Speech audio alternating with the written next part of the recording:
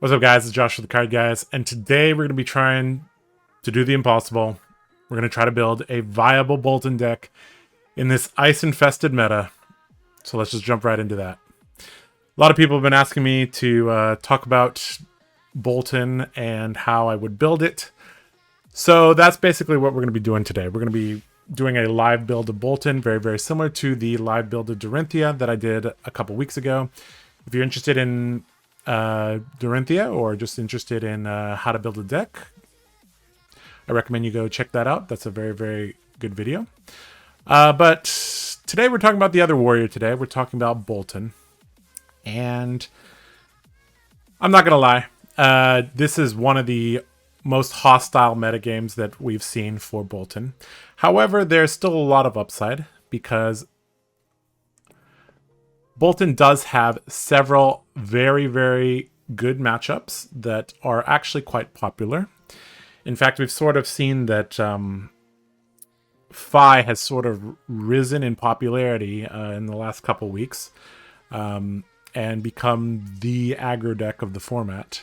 Whereas Briar and Viscerai have sort of faded into the background a little bit. And just in general, all three of those matchups are very, very comfortable for Boltyn. It just lines up with their game plan, does not line up with your game plan very well. You want to block out most turns, and when you combo off, they can't really do much about it. Another matchup that another hero that we've seen rise in prominence recently has been Dash. Dash has very, very nice matchups against Fi, Oldhim, and Icelander, so we've seen Dash be a pretty popular pick among those that are trying to next level the metagame. So yeah, there are some very, very nice matchups for Boltyn. There are some very, very hard matchups though.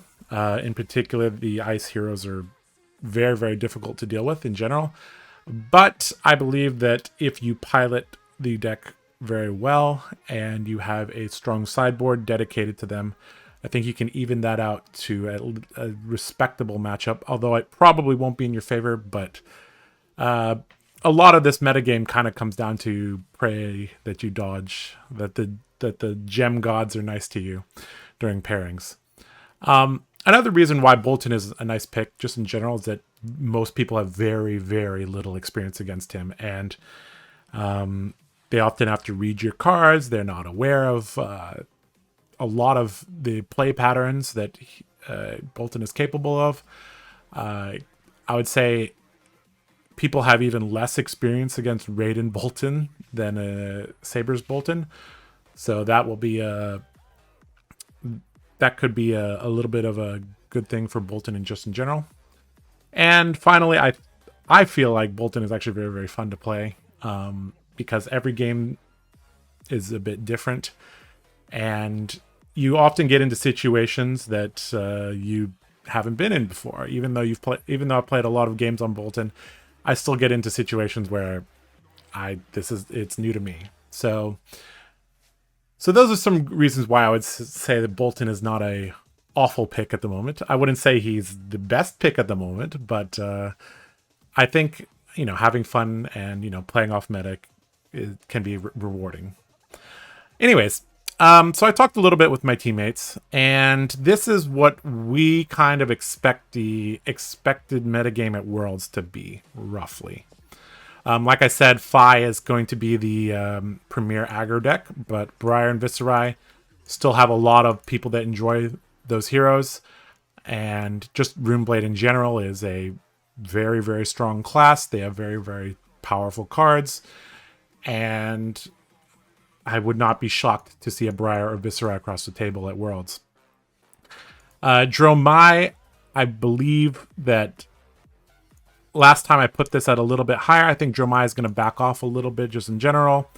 The good matchups for Dromai, namely Oldhim, have become not as good anymore, and even the Icelanders have started to adapt to Dromai, putting in Wounded Bull, Fendel's Fighting Spirit, and CNC, and once you start getting up to like 9 to 12 poppers, it becomes difficult for Dromai. Like I said before, I think Dash is a very nice pick, and a lot of people are going to, not a lot, but a decent amount of people are going to pick Dash just because it has stable matchups in general, and it's very, it's a hero where you can actually, apply your skill. But in terms of the main metagame, I think a giant portion of the metagame is going to be Oldhim and Icelander, which unfortunately for Boltyn is really, really bad. Oldhim, we've seen consistently be about 15% of the metagame, but I think, Worlds is going to be, the metagame at Worlds is probably going to be a little bit more narrow. People are going to, hone in on these tier 1 decks. So we're going to see a lot more Oldhim and Icelander just in general. Of course, Bravo, Lexi, Reinhardt, Dory, and Ketsu are still somewhat popular. And there are people that specialize in these heroes. And it would not be a huge shock to play against any one of these either. Whether or not they are, going to be part of the winners metagame, probably unlikely. Because they're either not quite as powerful or they're not as consistent. But it's still possible to see these. All right. So, like I said before, this is the toughest metagame that Boltyn has had to face yet. So, we need to really, really understand what they're trying to do and how they interact with our deck. And that will help us formulate a plan to counter those decks. So, let me just say right off that Boltyn is not an easy hero to play. Especially the build that we are going to build today. Spoiler alert, is going to be a switch deck. It's going to incorporate Sabers and Raiden. So you actually need to understand the playstyle of two radically different decks. Even though the core of the deck actually is, there's a lot of cards that are shared between them. The play styles of the deck and the play patterns of the deck are completely different. And it takes time to understand both of them. In addition to that, we have to understand our matchups. And in particular, we have to be aware of the threats that our opponents could pose to us in order to play Boltyn optimally. And one of the best ways to learn how to play Boltyn is actually to watch somebody play him. I intend to be streaming games soon, so be on the lookout for that. Probably this weekend. But yeah. So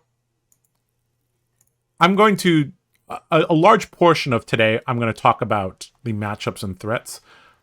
But I just want to get through a couple more things, and then we'll talk about those. So Saber Boltyn games, which is going to be the majority of our matchups, have 3 stages in them. So the first stage is assembling the combo. So this basically means getting the combo pieces without dying. Comboing off. So this means being able to combo off with the maximum damage, which means you have to have a 5-card hand. And you have to be able to execute the full combo. That means don't fizzle or don't get your soul starved, right? So these two sections of the game are quite different. And there's also another section that's actually very different as well. So closing the game. So based on how much damage you did on your combo and what cards you've utilized or what cards are remaining in your deck, that's going to determine how you finish the game.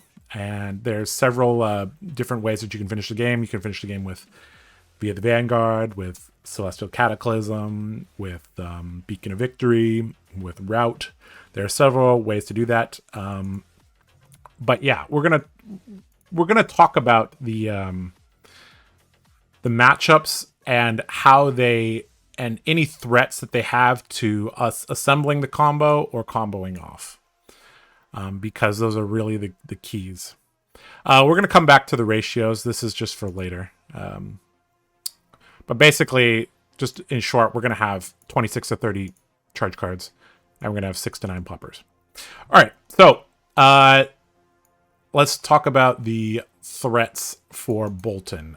This is extremely important to understand.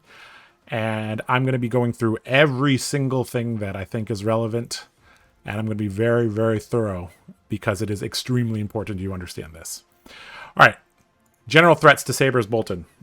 The arsenal is your most important thing in the game. Without a combo piece in arsenal, you cannot execute your combo. So cards like CNC are obviously extremely threatening. Cards like Pummel with the CNC are obviously threatening. So if you see a CNC and they're a deck that plays Pummel and they have the resources to pay for it, generally I just give them 4 cards. Because especially if I have a combo piece and I'm ready to combo. Another card that is a generic card that other decks can be playing is Erase Face. This card causes you to lose your class and talent types. So that means when you if you execute your combo with Erase Face active, you will not gain health, which could be a major thing. Also, when you use via the Vanguard, you are the cards that you put in your soul are not light cards, so you won't gain power on your combat chain. So that's just 2 things to be aware of there. But definitely CNC is the much more common threat, and yeah, we're gonna basically if they have CNC and Pummel, that already makes our job really, really hard. All right, so there are 16 heroes in the game, and I'm going to talk about each one of those heroes and the particular threats that they have. So let's start off with Fi. In general, I think I classify him as low threat, mainly because the only 2 cards that he has that interact with us are extremely uncommon at the current state. Liquefy can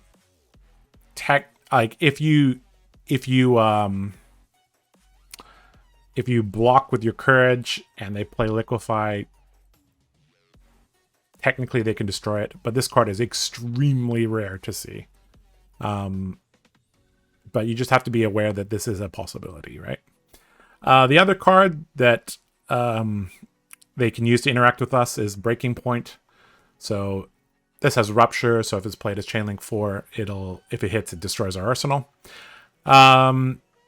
This card is not really seen at the moment because it's really, really bad against Icelander and Oldhim. So just in general, these cards are really rare, but you might see them. Just something to keep in mind.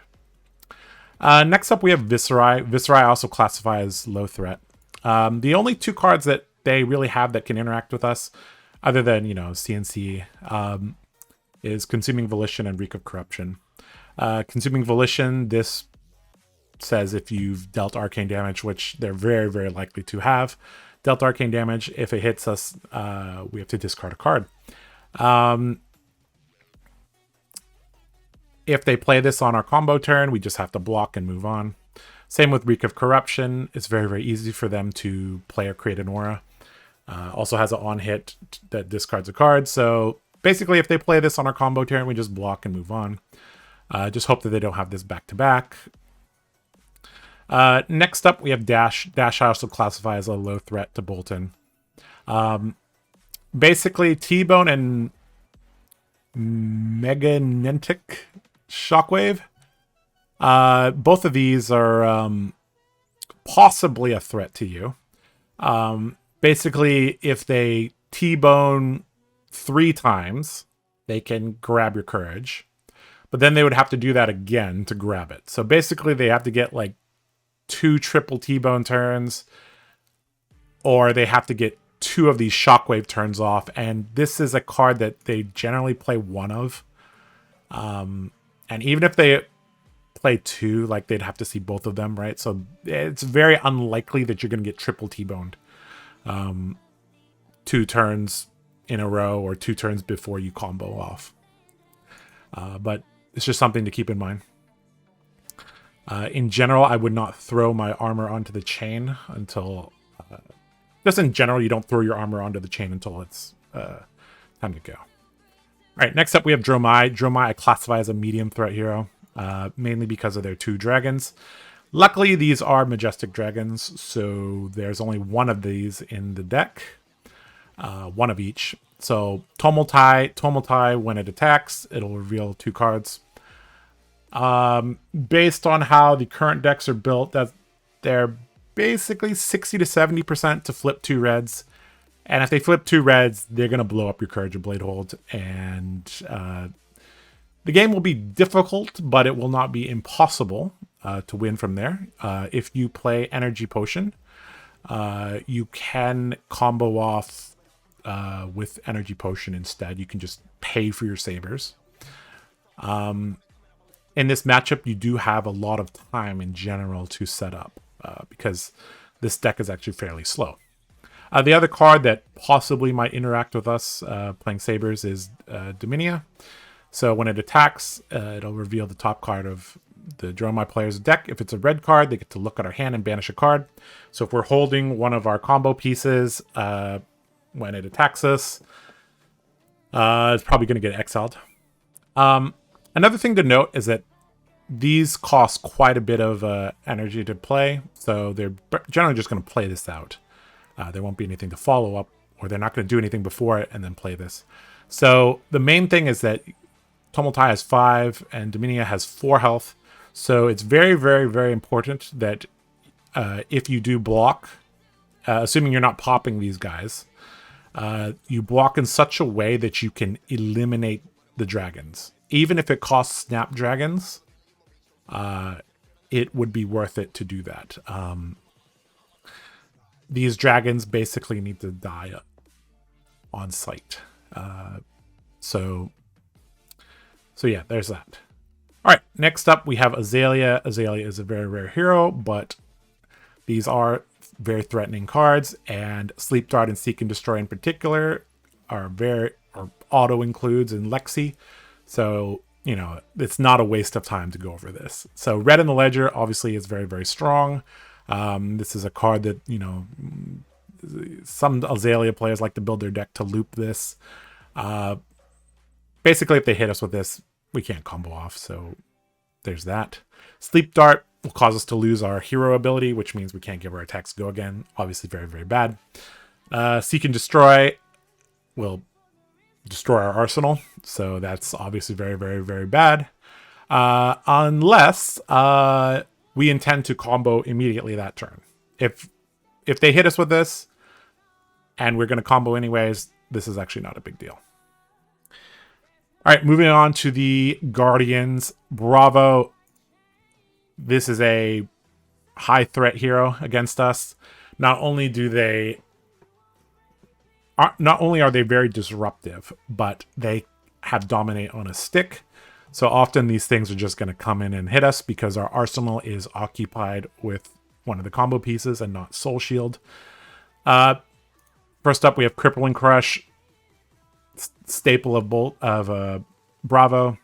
If it hits us, and it hits if this hits us at the wrong time, we could actually lose our combo piece or multiple combo pieces. Spinal Crush, if we get hit by this, we can't combo off because we can't have go again. Disable will put our arsenal on the bottom of the deck. Obviously very, very bad.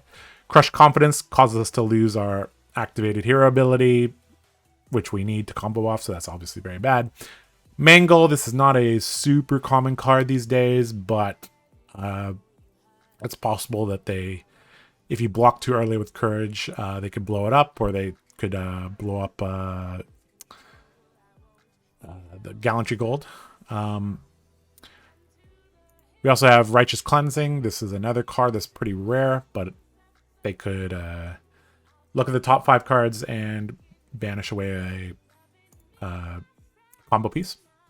Crush the Weak. A lot of our cards are 3 or less base power, so that makes it very, very difficult to combo off unless we have Red Take Flight. That's the only way to combo with this active. Tear Asunder, just in general, is going to be pretty difficult to deal with. A lot of the time, the Bravo player is going to be having multiple card hands, so if it's not one of these things, at minimum, it's generally going to be a Tear Asunder. Finally, another card that's a little bit rare is Thump. This is just a card that is pretty easy to, in certain builds, to gain power greater than its base. And it just causes us to discard a card, which is difficult to deal with. All right, now we're moving on to the very high threat, also known as Oldhim. This is as hard of a matchup as it gets. Basically, Oldhim, if you play Raiden against Oldhim, it's even harder than this. But I'll talk about that a bit later when we go over some of the rating cards. But the reason why the game plan against Oldhim is very difficult is because they can slow us down with things like Channel Lake Frigid. Because of the existence of Blizzard, we have to play potions. So we have to set up our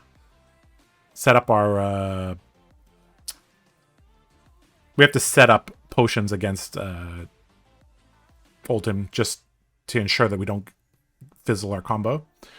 Cards like Winter's Bite mean that basically against Oldhim we have to combo with 5 cards, and if they Winter's Bite us, we can't combo effectively against them. Cards like Exposed to the Elements are also it's not super common, but this is not a super rare card either. If you see that they have this, your life is just harder. Mulch, this is a pretty rare card, but some of them like to run it. If it hits, we put our arsenal on the bottom. That's also very difficult to deal with. In terms of D-Reacts, Biting Gale is going to be pretty hard. In addition to that, like Biting Gale plus Blizzard plus Stalagmite, like there's a lot of ways for them to tax us on our combo turn, which is pretty annoying. Oaken Old, classic card for Oldhim. There's not a real easy way for us to deal with this. However, in general, they're not going to be able to fuse this unless they get quite lucky. Most of them like to set this up in the second cycle. Additionally, we have Endless Winter. Basically, if they play this, we can't combo off because whenever we activate an ability, which is going to be our hero ability, we get a Frostbite token. So if they play Endless Winter, we just block for 9 and move on with our life. Another thing that makes Oldhim difficult to deal with is just his hero ability. So his hero ability puts a card from our hand on top of the deck. And that really interacts very well with this card, Winter's Wail. Winter's Wail makes it impossible to combo off if you have a Frostbite. So if you have a Frostbite token, you have to pay for your combo starter, which means you have 3 cards in your hand. So then you play your combo starter and you charge a card. So now you have 1 card in your hand, which is a combo piece. And the Oldhim can just ice react that away. So basically, if you start the turn with a Frostbite token, you cannot combo against an Oldhim that knows what they're doing. Which is why it's very, very important against Oldhim to be running 4 armor. Because you can throw the fridge in front of this. Stalagmite is also another card that is just very, very annoying to deal with. This is another reason why we need energy potions. So Stalagmite, you can combo through Stalagmite if you have a blue, but it is you won't have a full combo because depending on what your combo starter is, you may not have a full combo. So just in general, Oldhim is a nightmare because he has access to most of these cards, in addition to all of this disruption, in addition to his hero ability, in addition to his weapon, in addition to his shield. However, playing Raiden against Oldhim is even harder because I said I was going to talk about it later, but let's just talk about it now. So the reason why it's really, really difficult to play Raiden into Oldhim is because you need to set up big turns against Oldhim. And Oldhim is very, very good at denying big turns. So a classic example is you, via the Vanguard, charge 2 cards, and you Valiant Thrust or Bolting Blade. Any Oldhim that is half awake is going to ice react your 9 damage away. And they're going to basically use 1 card to block for 9. And basically, if you can't get big via the Vanguard turns off against Oldhim, you're not going to beat him. So I found that the best way to beat Oldhim is just to set up a bit, combo off, get him low, and then try to finish with Celestial or V or Beacon of Victory, depending on what you have left. This matchup requires you to use all your cards very, very, very carefully. It is very, very possible that you get fatigued if you don't manage your cards very, very correctly. Very, very carefully. Okay, so there are two other ice heroes that we need to talk about. Lexi and Icelander, I consider their threat level insane. And they are so disruptive and threatening to Saber's Boltyn that we're not even going to attempt to play combo against them. We are going to play Raiden against both of them, and I'm going to tell you why we're going to do that. So, Lexi. She can give you Frostbites. So what does that mean? She can give you Frostbites by activating her hero ability. So what does that mean? That means your D reacts now cost 1. And if you want to charge your soul, you need 3 cards. Very, very, very difficult to deal with. Very, very wide attack pattern. So it's not obvious how to block. And she has enough damage output plus disruption to get over the line against you. In addition, she has things like Frostlock, which say you can't pitch or play 0 cost. A lot of our deck is 0 cost. She has Amulet of Ice. This will deny us a 5-card hand if she feels like we're going to combo off. Blizzard Bolt gives us a ton of Frostbites if we're trying to combo off or just in general. Chilling Ice Vein. This is a card that will tax our hand. Cards like Ice Quake, very similar to Blizzard Bolt, just give us a ton of Frostbites. So in addition to these, she also has access to Sleep Dart and Seek and Destroy. So it's very, very, very tough to deal with Lexi. And so we're basically going to sidestep that and play Raiden against her. The final hero I want to talk about is Icelander. This hero is the bane of my existence. This is if this hero did not exist, I would actually be playing pure Saber combo and just taking the bad matchup against Lexi. This hero, there is actually no way to win against a competent Icelander as Saber's Boltyn. Why? Cards like Cornet Peak exist, so they can keep you off a 5-card hand. Cards like Hypothermia exist. They can play this from Arsenal at instant speed to deny you go again. Just in general, they have cards like Aether Ice Vein, which tax your hand. And cards like, this is a very rare card, but they do have it in case will freeze your hero and freeze your equipment so you can't combo off.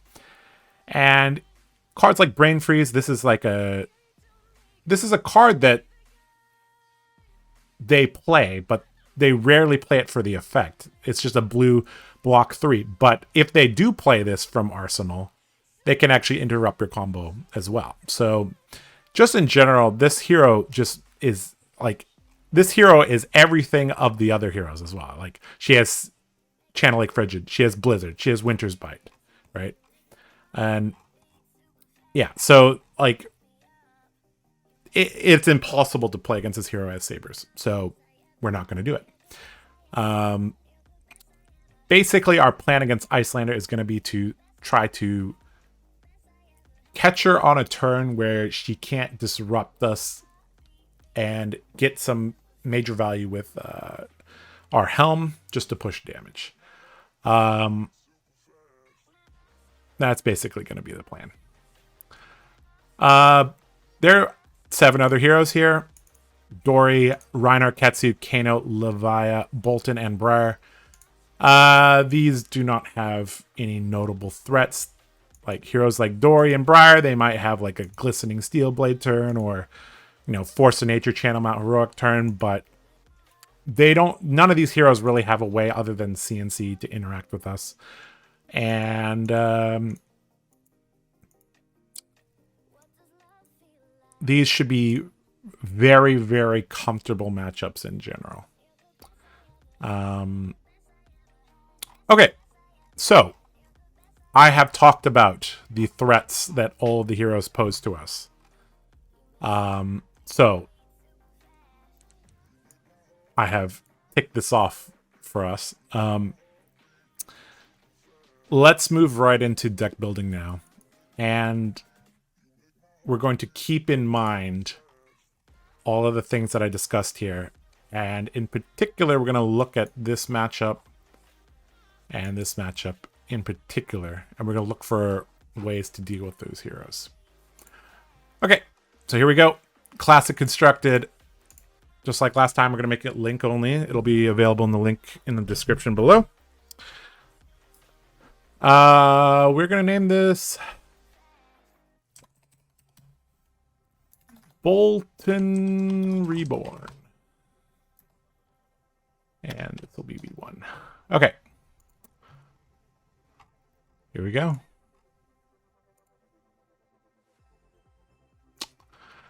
All right. Let's start with the Warrior Light and Light Warrior cards. Again, just like in the Dory video, I'm going to be going over every single card and talking about whether they are good or bad. So, first up, Great Library of Solana. This is a card that people have been toying around with, but I think it's a little too cute. If somebody manages to break this, please tell me. Right now, I don't see how. Some people have been trying this against Icelander, like saying it's easy to pitch 2 yellows. Again, I think this is just a little too cute, and this is designed for Prism. Sad Boltyn noises.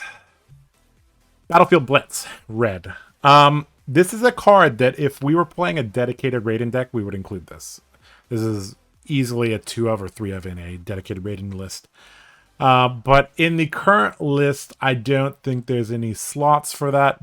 We'll put one in the sideboard, but I'm pretty sure we will not have any room for this. The only time you would want to play Battlefield Blitz is when your soul is really low and you're playing Raiden. And I think against Icelander and Lexi, our soul is not going to be that taxed in general, because we're going to have a lot of turns where we're attacking them. I have a feeling that our Lumina turns against them are going to hit.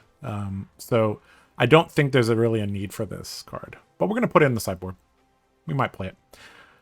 Biting Blade, I'm just going to talk about the attack reactions in general. I think none of them are worth it. The only ones that are possibly worth it in the Vanilla Warrior would be Route. Obviously, we're going to play things like Courageous Steel Hand, and we might be playing Razor Reflex, but cards like Biting Blade, Iron Song Response, Out for Blood, Stroke of Foresight, these are for Dorinthia. So we're not going to play them. Blade Runner, we're not a one-handed deck. Blinding Beam. Even if Leviah became like half the meta, I don't even know if you would play this. Bolt of Courage, red. This is one of the best cards in the deck, and we're actually going to play the rainbow of this. This is the card that you want to be playing if you're not playing via the Vanguard, because it has very, very relevant on hit. This is also the card you want to combo off with, because if you combo with Beacon, you can draw an extra card. Courageous Steel Hand, red. This is a great card, and it's going to either be in the main or side. For now, we're going to put it in the side. This is like a stable card of the Raiden deck. This basically just turns your hero ability on, and it also causes things like Bolt of Courage to hit. Very, very important card. Unfortunately, it only blocks for 2. But in the Lexi and Icelander matchup, I don't know if that will be so relevant. I guess in the Lexi matchup, it may be relevant. But generally against Lexi, if we have a Courageous Steel hand, we're just going to play our hand out. Because we probably only have 3 or 4 of these. I don't think there's actually room for all 6. So ideally, in a pure Raiden build, you would be running red and yellow. But I don't think we have quite enough slots for that. So each time we draw a Courageous Steel hand, we need to play it. Across the line, this is a vanilla charge card that costs 1. And it doesn't have Go Again. It has no on-hit effect. And a very, very dedicated Raiden deck may be running like 1 or 2 of these. But again, I don't think there's any room for this. We're not going to play it. Dauntless. All these weapon-focused pumps, like Dauntless, Plow Through, Sharpened Steel, we're obviously not going to be playing. Driving Blade, we're not going to be playing, obviously. Dustpath Pilgrimage, On Guard. No, no, no. Engulfing Light Red. This is another one of those cards we're going to be playing the Rainbow of. Second best card to combo off with. Because if you beacon this, you basically could beacon it for free. A decent card. It costs 0 and it has an effect. So that's what we're looking for in Boltyn in general. So we got that. Express Lightning Red. This one, same. Well, I was just talking about 0 cost cards that charge. So this one we're not going to be running the Rainbow of. We're probably just going to be running the red. We might be playing the yellow or the blue, depending on whether we need more blues or not. But we're definitely playing the reds here. Glisten. I mean, for the purposes, like this card is designed for Prism. Route is basically the better version of this for Warrior. Red Hit and Run. We have no interest in that effect. Illuminate. This is a pretty good card. This is a card that, in a pure Raiden build, this would be an auto include. In certain, funnily enough, in pure Raiden and pure Saber builds, this actually makes the cut. But in hybrid builds, there's not enough room to run this in general. But we're going to put it in the sideboard because maybe we'll have a slot or 2 free and we won't know what to play. Impenetrable Belief.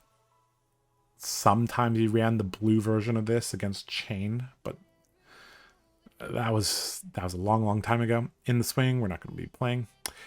Invigorating Light. This is the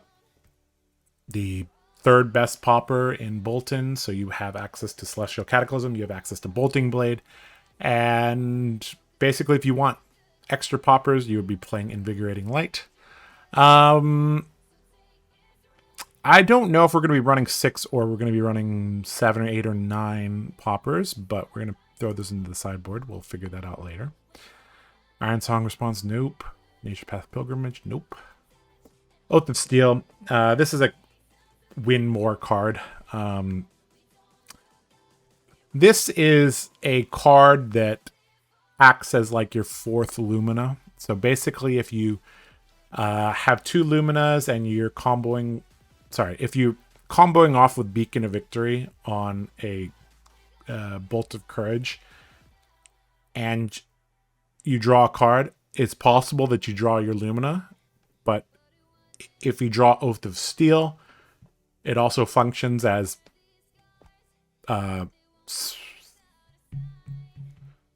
12 more damage. So, I mean, this card allows you to high roll people, but you would never include multiple of these. This card's also decent post combo because it allows you to swing your sabers with Go Again. So this might be like a one of. I think just for the high roll potential, it might be worth it. We'll see. Out for Blood, no thank you. Outland Skirmish, we're not a one-handed deck. Overpower, we're not going to be playing. Plow Through, we're not going to be playing. Push Forward, we're not going to be playing. Rising Solar Tide, nope. Route. This card is much better than it looks. Obviously in Dorinthia, this is an amazing card, but even in Boltyn, I think this card has its place because this is not a light card. It's guaranteed to not go into your soul, and you can finish games. You're guaranteed to have an out. And against very defensive decks, sometimes what you need to do is combine Route with Beacon of Victory. So that just gives you incredible reach. And it's a very, very nice post-combo arsenal target. So we're definitely going to be playing 1. Second swing, no thank you. Seek Enlightenment. Okay, so this is a card that... this type of effect, basically the nimblism effect, is not bad in Raiden Boltyn. The Raiden Boltyn was actually quite decent when Plunder Run was around. But Briar and Chain were utilizing that card too well. And so heroes like Ketsu and Boltyn paid the price for that. But this card is mainly for limited, to be frank. But this type of effect, the nimblism effect, is not too bad, actually. But I think against... So we have to think about our Raiden matchups. We have 2 Raiden matchups. We have Icelander and Lexi. Lexi is not a huge part of the meta, and Icelander, you're not going to want to be playing nimblism-like effects. It just gives them priority, makes you down a card, and it just becomes easier to stuff your turn. So this type of effect, cute, but we're not going to be playing it. Sharpen Steel, we're not playing. Slice and Dice, we're not playing. Yeah, we're not. Even though this is one of the rare 0-for-4s in Warrior, we're not playing this. Spill Blood, we're not an Axe deck. Spoils of War, we're not playing. Steelblade Shunt. There is no need for this because we have Soul Shield, and the matchups where we're running Tunic, we're playing against Icelander. Like even the attack damage focus Icelander, we're not going to want to run Shunt against them. Stroke of Foresight, we're not going to be running. Take Flight. This is another rainbow, just like Bolt and Engulfing Light. This card is very, very important to Raiden's damage output because this has a guaranteed go again. It allows you to follow up with a Raiden swing. Valiant Thrust Red, an excellent card. We're going to go 2-1 split on this. So in the combo version, you only want to run 2 copies of this. In the Raiden build, you're going to want as many copies as you can get. Take Flight into Valiant Thrust into Raiden is a classic damage turn. Another classic damage turn is via the Vanguard into Valiant Thrust. It's just an amazing card. We're probably going to be running the blues of this as well because the blues are actually pretty decent value. They're 5 damage, so it's not too bad. Warriors Valor, we're not going to be playing. All right, so for the yellows, there's some staple yellows here. We're just going to nail out the yellows pretty quickly. Battlefield Blitz, we're not going to be playing. Beacon of Victory, it's one of our combo cards. We're obviously going to be playing it. In the Sabres combo, if we can, generally you only want to, if you're playing Saber combo, you want to combo with maximum 1 Beacon of Victory, because if you combo with double Beacon of Victory, then you might lose your 3rd copy of Beacon of Victory during the combo. In the Raiden build, this card generally will find Lumina Ascension, just to allow you to swing Raiden twice at a breakpoint with relevant on-hit effect. Sometimes Beacon of Victory will also find Celestial Cataclysm or Valiant Thrust, depending on your energy situation and soul situation. And sometimes you just dump your soul into this to end the game. So there's many, many ways to use this card, and basically you're never going to be blocking with this card. You might be pitching this card to the bottom for later, but you're basically never going to block with that card. Biting Blade, nope. Blade Runner, nope. Yellow Blinding Beam, nope. Bolt of Courage, yellow. Gonna be playing Bolting Blade. So this is a card that has two purposes. It is a popper, because it is a 7 power card. In addition, this card combos very nicely with V of the Vanguard. So if you play V from Arsenal, double charge, you can play Bolting Blade for free and deal 9. Quite nice. Also, this card will be part of the Saber's endgame. So sometimes you'll go V into this, into Saber. Sometimes you'll have to pay for it, depending on how many blues you have. But this is almost certainly a 3 of in the sideboard. The only time I would cut this down is if I'm cutting Invigorating Light and I don't need that many poppers. Depending on the Dromai meta, this might become a 2 of. We'll see. Celestial Cataclysm. My preferred playmat when playing Boltyn. This card is just an outlet for your soul. It has enormous tempo when you play it, and this often this is one of the key cards against Oldhim, because this allows you to have a big turn post combo. Yeah, definitely playing. In addition, this is a popper, so we're definitely going to be playing all of them. Courageous Steelhand, yellow. This is a card that if we can fit it, we're going to be playing several in the sideboard. A pure Raiden build would actually be running all 3. But I don't know if we have the room for that. But we're going to be putting it in the sideboard for now. Cross the Line, no thank you. Dauntless, no thank you. Driving Blade, no thank you. Dustpath Pilgrimage, nope. Engulfing Light, again, I said it was part of the rainbow. Yellow Express Lightning. We're probably not going to be playing this. We might... If we're missing cards, it's either going to be this or Illuminate. Yellow Glisten, nope. Nope, nope, nope. Alright. Alright, Lumina Ascension. Obviously, we're going to be playing all 3. In the Sabers, this is the combo piece, obviously. Post combo, it's not that great, because you need a lot of energy, so you basically would only use this if you have like an energy potion sitting around for some reason.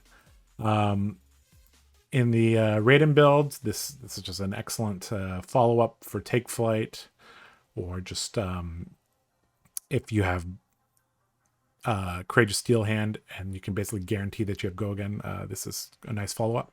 Another card that we're basically never going to be blocking with. We might pitch it, but we'll basically never block with this. All right. Ray of Hope.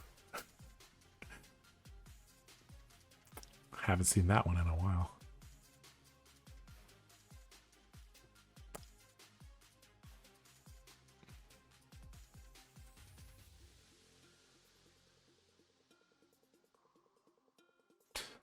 Soul Food, this is a card that I used to play, but with the new Halo tech, I don't think you need this anymore.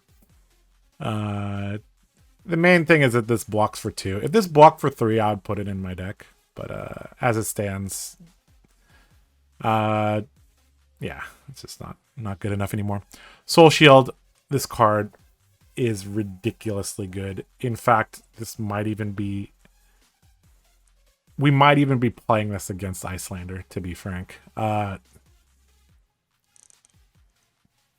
This card on defense just allows you to get closer to comboing off. And, you know, this also gives you some insulation against pummel as well, which is nice. Obviously, it doesn't help you against CNC pummel, but just in general allows you to dump your hand if you're about to get pummeled. So that's nice. Take Flight Yellow. Another part of those auto includes. Tome of Divinity. Now, this is an interesting card. This is a card I actually haven't thought about a lot. So I feel like without Vestige of Soul, like I don't really know how this card was part of the old Prism combo deck, semi-combo deck. I don't really see how Boltyn would take good use of this. Yeah, if somebody has an idea for this, let me know.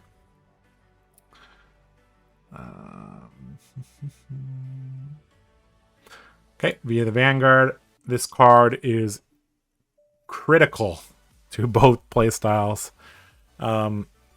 Basically, you always want to set this up in Arsenal.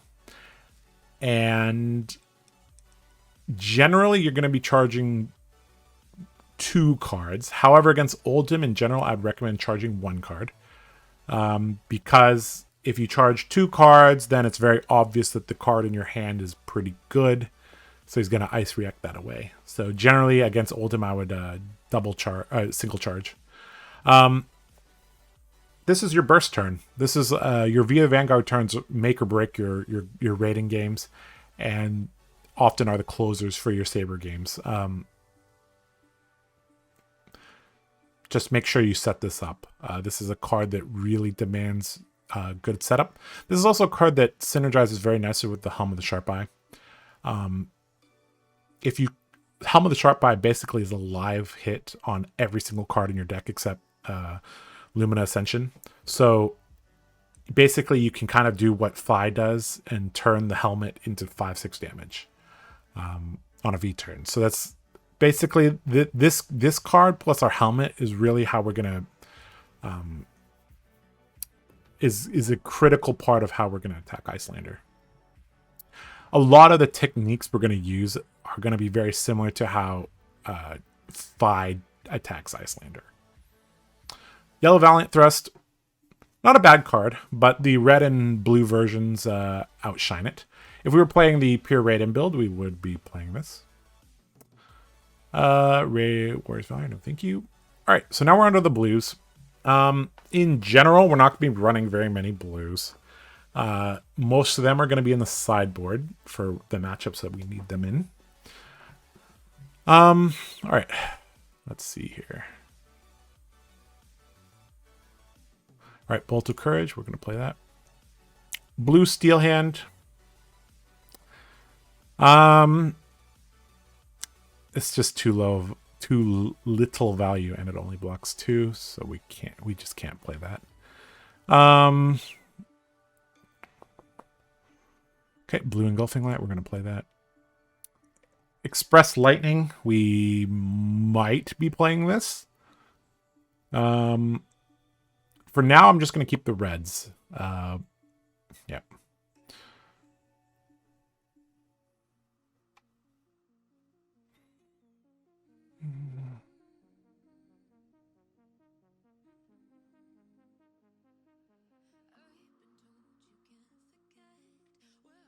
Okay, take flight. Again, like I said, we're playing the rainbow of this. And Valiant Thrust, I think we're going to be playing these main board. They might be sideboard, we'll see. Okay. We're also going to be adding a couple of potions here. We might even put like Blue Whisper the Oracle, we'll see. Okay, so we got all those done. Let's do the weapons and equipment. Let's get this knocked out here. All right. Lantern. We're playing Raiden, so we're not gonna play that. So our headpiece is going to be Halo plus Helm of the Sharp Eye. So Halo just allows us to dig faster. And Helm of the Sharp Eye gives us an extra block against Oldhim. Also gives us bigger turns against Lexi and Icelander. Skullcap does neither of those, so we're not playing that.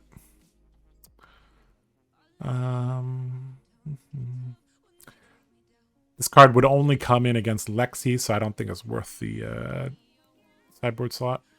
All right, so we got 2 Centauri Sabers. We got a Courage.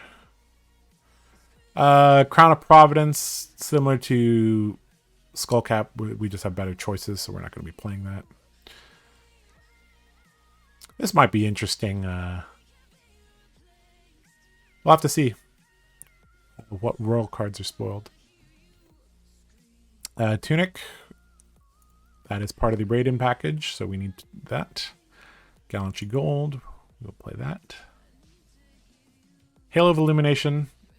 This card actually improves my aggro matchups by a significant amount because this basically blocks for 6.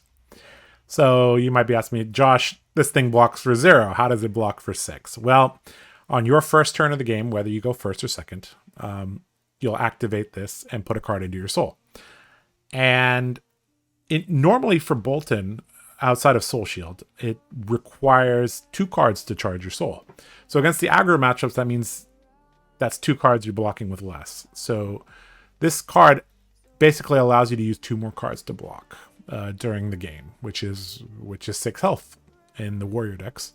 So this card is really, really, really, really important. And this is a card that we run in most matchups except Oldhim, Icelander, and Lexi. All right. Helm of the Sharp Eye. So against Oldhim, this gives us 1 block. So with our Courage and our Gallantry Gold, that gives us 4 block, which allows us to block the Frosty Hammer. I already talked about why it is impossible to combo off. So TLDR, you cannot combo off if you have a Frostbite token at the start of your turn. So the 1 block is very relevant there. Also, this card is really, really nice on a Via the Vanguard turn, because if you have an extra energy, which you generally do, the top card of your deck can represent 5 damage easily. Maybe on average, I'd say 5 to 6, depending on what you flip. Basically, every single thing is a hit except Lumina. So this kind of does its Mask of the Pouncing Lynx, Lava Burst impression or Salt the Wound impression. This basically functions in the same way. Hope Merchant's Hood. This is a card I used to play until I found out Halo was just better. This is a card I like. If I was getting pressured a lot, I would oftentimes just shuffle this and try to go for it. But we have evolved past that card. All right, let's talk about our null rune here. So against Kano, I just combo off against Kano, to be frank. Against Icelander, so the difference between AB2 and AB3 against Kano is massive. But the difference between AB2 and AB3 is not massive against Icelander. So we basically get 2 utility pieces. Which 2 utility pieces would we run? This is a very tough question, actually. It actually might be correct to run AB1. Because Snapdragons is very important. Tunic is very important. Tunic is actually less important than I thought. Because Tunic...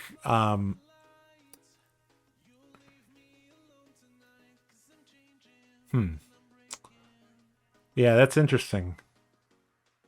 Because Tunic, the use for Tunic generally is to play Take Flight, but you can't Take Flight, charge a card on Raiden without them giving you a Frostbite token. So that point is quite moot. And it's not like in Dory, you definitely want the Tunic because that allows you to play your hand out more efficiently every 3 turns. The Tunic might just be for the Lexi matchup, to be frank. Okay, so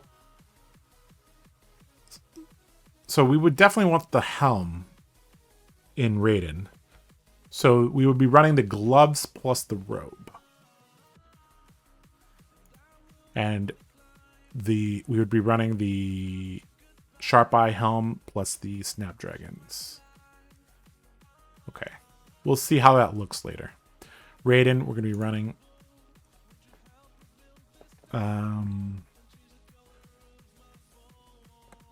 This card, the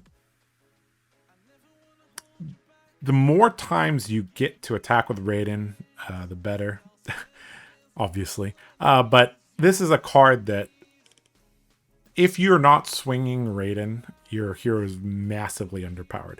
So basically what I'm trying to say is you need to be playing cards with Go Again, like Take Flight, or you need to be having your starter like Bolt of Courage with a pump to ensure that you're swinging with Raiden. It's very, very important. If your turn is just Bolt of Courage, charge, Bolt of Courage, and you have no other cards, like, that's a very bad turn. Don't do that. All right, next, the Spell Fray is actually very interesting in Blitz. There are some matchups where I actually play the Spell Fray in Blitz, but we're not in Blitz, so we're not going to talk about that.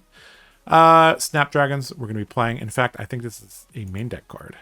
We run Snapdragons in every single matchup here. This card allows you to combo off without a pump and without Take Flight.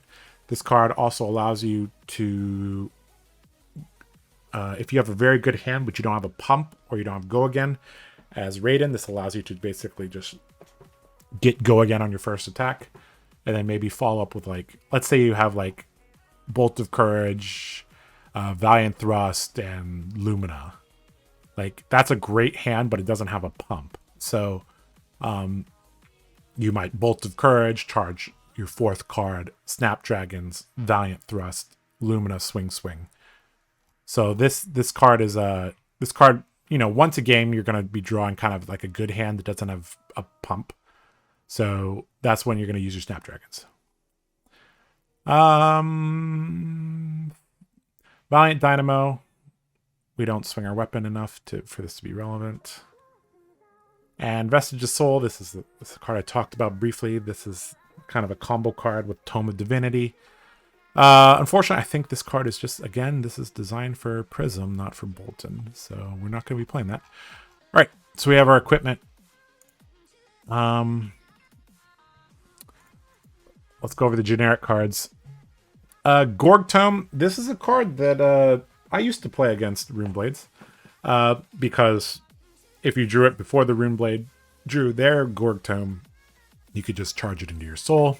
If you drew it after they played their Gorg Tome, that was massive value. As it stands now, I rather just combo off, and I rather just block until I combo off, not try to get a little bit of extra tempo with this.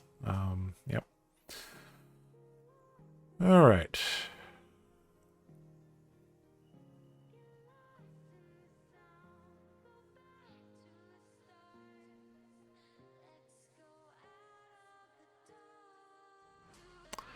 Command and Conquer. If we needed more poppers, this would actually be the fourth best card. As it stands now, this doesn't really fit what we want to do with the deck. It's cute with Via the Vanguard and Raiden, but it's just this card is not very good against the meta, which is actually good for us because less people are playing CNC. And it just doesn't, like, we don't run Pummel, so you're not really likely to get value out of that. All right. E-Strike. This card is this card's pretty good. Because if you give it +2, you can actually give this Go Again with Boltyn. In addition, this makes any 2-card hand into a viable 2-card hand. This card is probably, like, this is also a Snapdragon's target on a big turn. Like, if you Via the Vanguard and you play this out, like, you could draw a card. Actually, if you're playing this on a Via the Vanguard turn, you probably have enough soul, so you can just give this go again. So this card is pretty good in Raiden, and just pretty decent. Like 2 cards for 7 is like really good. So we might be playing this in the sideboard. Race Face, not a bad card, but if we're not playing CNC, we're not playing Erase Face. Okay, this is a card we really need to talk about, even bigger than that. So you can only play this card if you've dealt combat damage this turn. And it allows you to opt 3, and then you reveal the top card of your deck. If it has power greater than the amount of damage you've dealt this turn, you make a quicken token and draw a card. This card is pretty important, I believe, towards our strategy. The issue is I'm not sure if it's the red that we're supposed to be playing or the yellow or the blue. The reason that this card is pretty important is because this sets up a bigger turn, and this also guarantees, if we're running enough opt, the top card of our deck for Helm of the Sharp Eye. The thing is that this card also costs us a card, right? And it's not a light card. So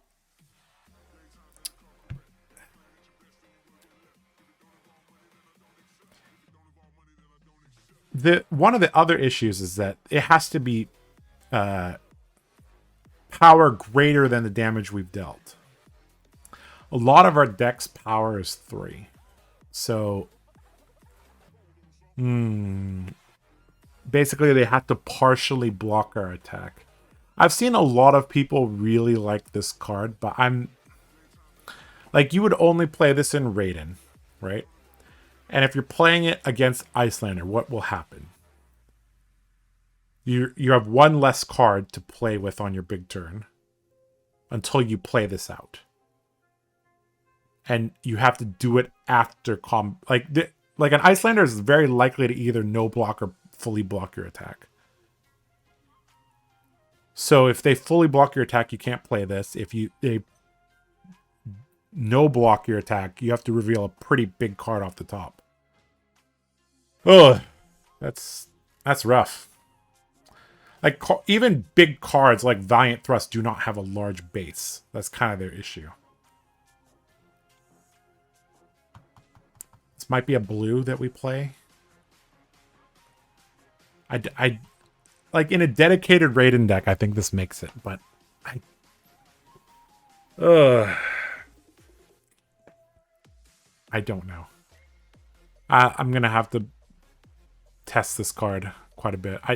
My gut says this is probably better for Ketsu than, like, you want to deal a small amount of damage. Like, Boltyn is very likely to deal 0 or 3 damage. And then it's difficult to flip a 4. Right? So, maybe we'll play the blue. Fate Foreseen. This is a card that accelerates our combo. We may not have enough slots to play it, though. We'll see.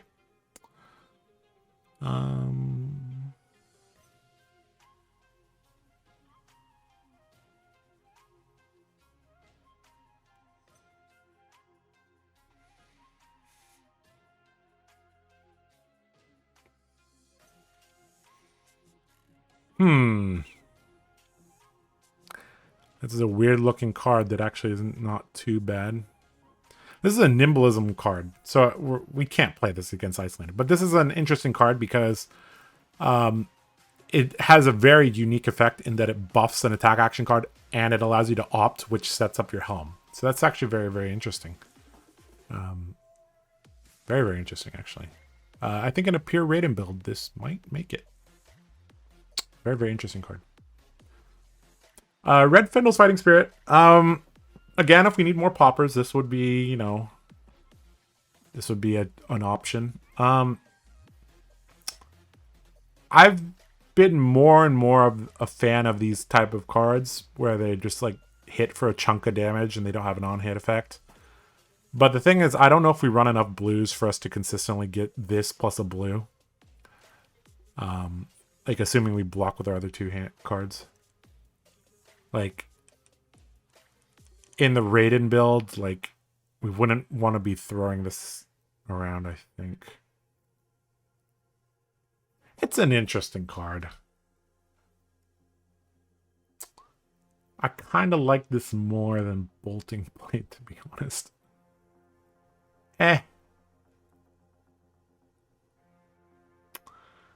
We'll add it to the sideboard and think.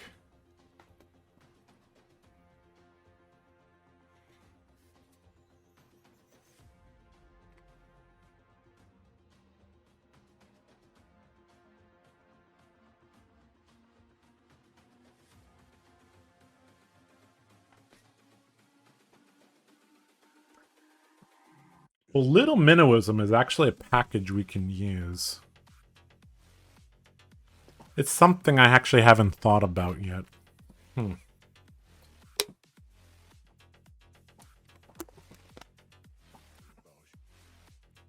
Play, belittle, reveal a card. Grab a blue. Not too bad. A lot of sideboard slots, though, to run this. That's kind of the issue, is that we need a lot of cards that fit in both decks. Ugh. I think we have to say no to it.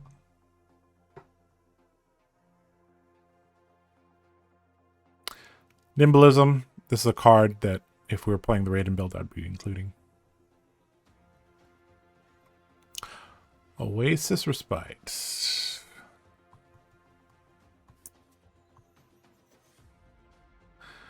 Let's put in the sideboard. I don't know if it's going to feel correct to play against Icelander. It feels like kind of a lose less card, which I'm not a huge fan of.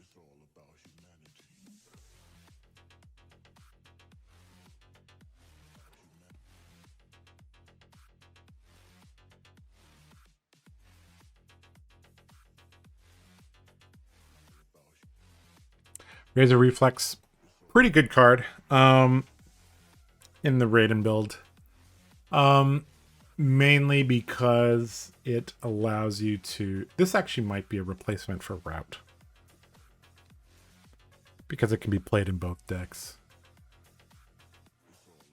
If we're tight on slots, we'll put this in. This card is also pretty good in the Raiden deck just because it allows you to... Like, it's extra copies of red Courageous Steel Hand, although this does cost a resource. We'll put it in the side. Reinforce the line. This card, if we were in the Pair Saber build, would be coming in. This card just gives you insulation against Bravo, basically. Against Starvo, this was a very, very nice card.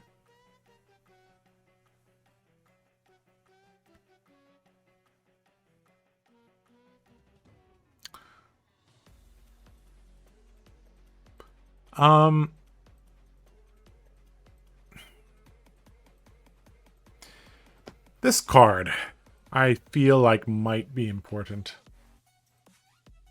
The question is whether this, like, can be played on a Via the Vanguard turn without getting disrupted. Like, this card feels like it's important because it allows our Via the Vanguard turns to be ridiculous. Like, one of the... Like, we really need card draw effects badly as Boltyn. We'll put in the side.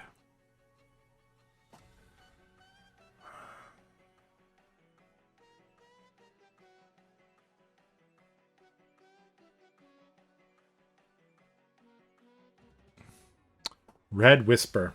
this was really, really important against just in this was like one of the best one card hands you could have as Saber Boltyn. I don't know if we have enough slots for this. I would like to run it, but I really don't feel like we have enough slots. We also missed Sink Below. Where's Sink Below? Sink Below, same as Fate Foreseen. We need it. Wounded Bull. Another card that I've been more and more in love with. The more and more I look at it, like sometimes just throwing a giant chunk of damage at your opponent can get the job done. Like,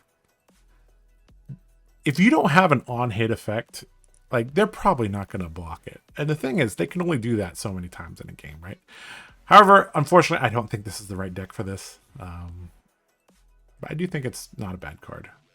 And, you know, we saw that, you know, Michael Hamilton was playing this in his Icelander deck. I think that's actually quite brilliant. Just attacking from two different angles is really, really nice. Okay. Art of War.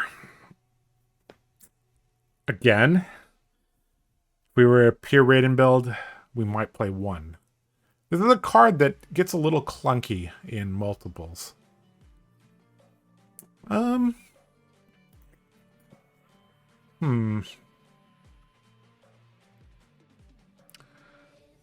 It's not a bad card because it guarantees go again basically on things. It might be worth one of. The thing is, this is like a card you never want to draw multiples of in most decks. Just because it becomes very, very inconsistent. Alright, let's take a look here.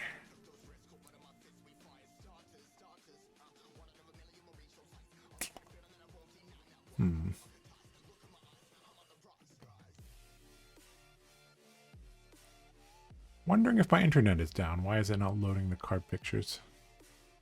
It's okay, we know most of the cards anyways by heart. Let's just refresh the page, make sure we didn't lose all of our progress here.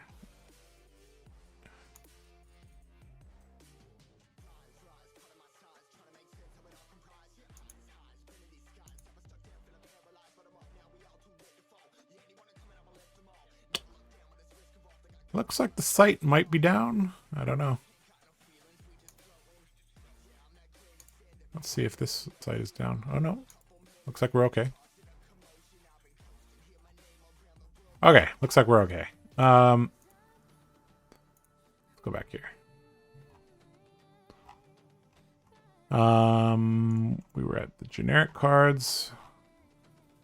Sink Below is there. Whisper's there. Yeah. Okay, so we're good. Okay.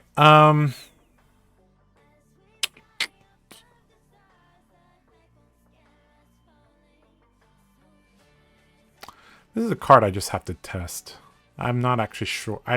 My gut says this is for Ketsu only.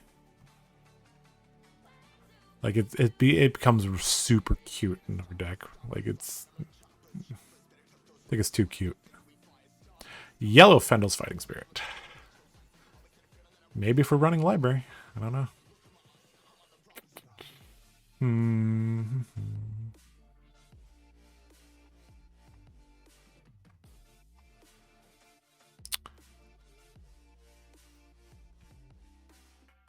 This is a good card against Dash, but I feel like our matchup is already very good against Dash. We don't need it.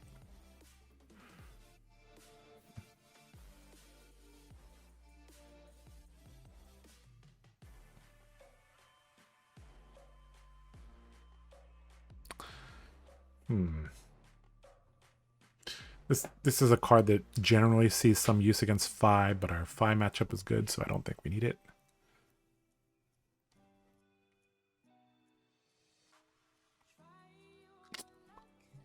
All right, let's look here at the blues. So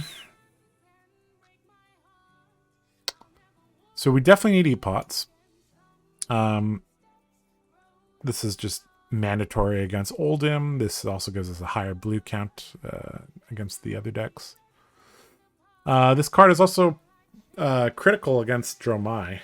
Since there's a chance you lose your Courage of Bladehold, you do need E-Pots to properly combo against them. Blue even bigger than that. Opt 1, then reveal the top card of your deck if it has... So if we're not opting at least 2, this actually doesn't help Helm of the Sharp Eye. So that means we have to play the yellow or the red. If it has power greater than the amount of damage you've dealt this turn. It just feels like that's never, like that situation is just never going to come up. They're either blocking 0 or blocking your attack. Like, unfortunately, I don't think we can put it in. This card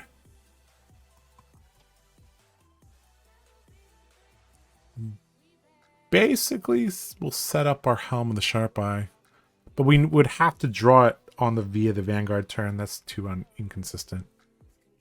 Nice effect, but not the right deck. Heart of Fendel. I think if we're behind on life against Icelander, we're losing.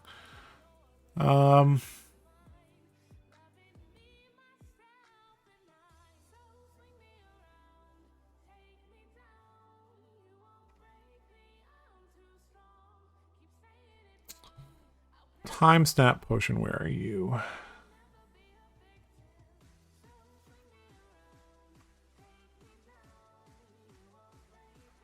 think 1 Time Snap Potion might be correct. Just ups our blue count a little bit. Also gives us another...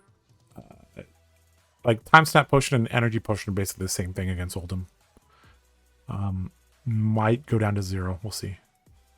The only other card I would consider would be Blue Wisp of the Oracle. This is a card that has a nice effect and might go in both decks. So we'll see. If we need more blues, we might play that. We might play the Express Lightning. We'll see. Okay, so we are basically done. Let me just quickly check, make sure I didn't forget any generic cards that are really, really important.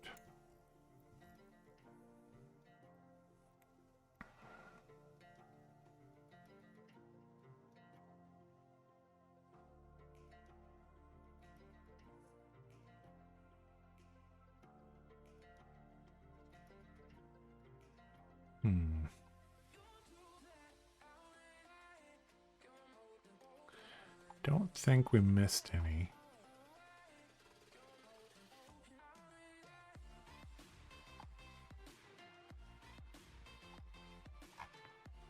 Yeah.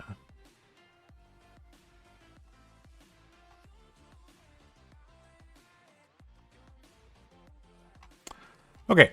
The only thing is, just in general, I might include more generic attacks, like these giant attacks, but I feel like we don't quite have the blue base to support that, unfortunately. All right, let's do a little bit of cutting here. We're not terribly over at the moment. Let's see how do we want to do this. Let's make sure our core is accurate.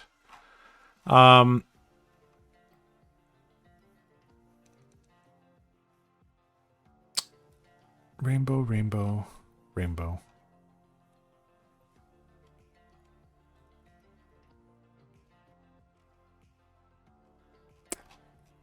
All right, first things, let's move the Valiant Thrust and the Soul Shield to the side.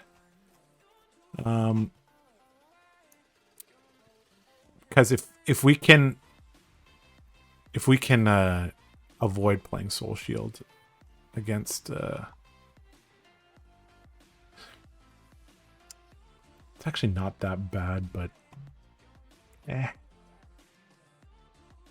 right, let's move that to the side, and we'll move the Valiant Thrust to the side. Okay, let's look at this core again. So this is not rocket science. If you're a Boltyn player, this should look very, very standard here. The main thing is getting all of our matchups to 60 in a comfortable way. That's actually going to be the tricky part. This is the easy part.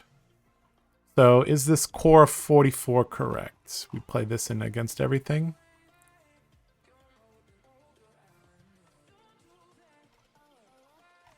Yeah. Yep. Okay, so we have a core of 44. So now we have to get up to 60, which means we have to add 16 cards in all matchups. And we have 44, 45, 46, 47, 48, 49, 50, 51, 52, 53, 54, 55. So that means we have 25 slots as our sideboard. Okay. And we have to keep in mind we need our Icelander and Oldhim matchups to be as solid as possible. So that means we are going to cut cards that are primarily for the aggro matchups, which means, unfortunately, we're going to be losing a couple of points against our good matchups. But I feel like those matchups in general are so in our favor that it may not even matter. Okay, so cards that are very useful against them are cards like Fate Foreseen. That was one of the cards I was afraid was never going to make the cut. Illuminate is another card that is not going to make it.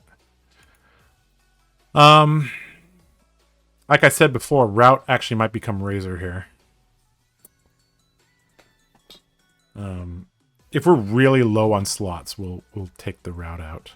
Red Whisper the Oracle, another card that's too narrow. Great card, but we just don't have slots for that. Oath of Steel. It's just a win more card. It's very cute though. I like that card. We just don't have room for that. Invigorating Light. Do we need 9 poppers? Let's go back to the... remember how I was talking about there's going to be some math here. So, in terms of the sweet spot, in terms of efficiency, the charge card should be like 26 to 30. And the poppers should either be 6 or 9. I think we can get away with 6. Like, I don't estimate Dromai to be a major matchup. And it's not like I need the poppers. Like, I'll take some extra damage if I have less poppers, but I don't lose the game because I don't have enough poppers. So we might actually be able to cut Invigorating Light and cut a Bolting Blade. I feel like maybe even 5 is enough. Like, this is a card that I don't feel like we're going to be able to get off consistently against Icelander. We might. We'll see. Depending on how many Frostbite she chucks our way.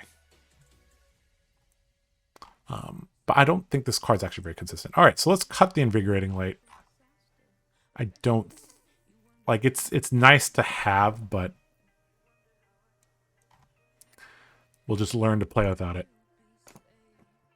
The Battlefield Blitz, like I was talking before, like, there's very few situations we actually need that. So we'll cut that as well. Fendel's Fighting Spirit.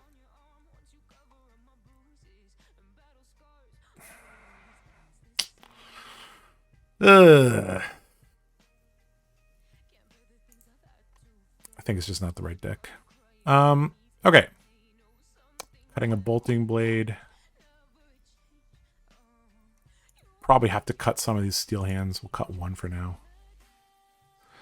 Even this Time Snap Potion may not be necessary. Like 3 E-Pots. We'll just have to combo a little slower against Oldhim. What are we at? 92. Okay. So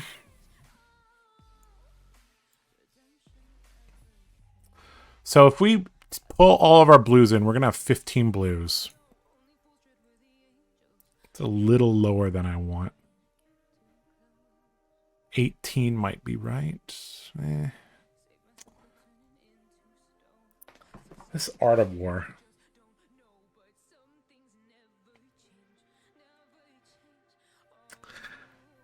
I think we'll just have to rely on V for pumps to the combat chain. Okay. This is looking a bit better now. We're at 91. All right, so now we need to really think here about a few of these cards.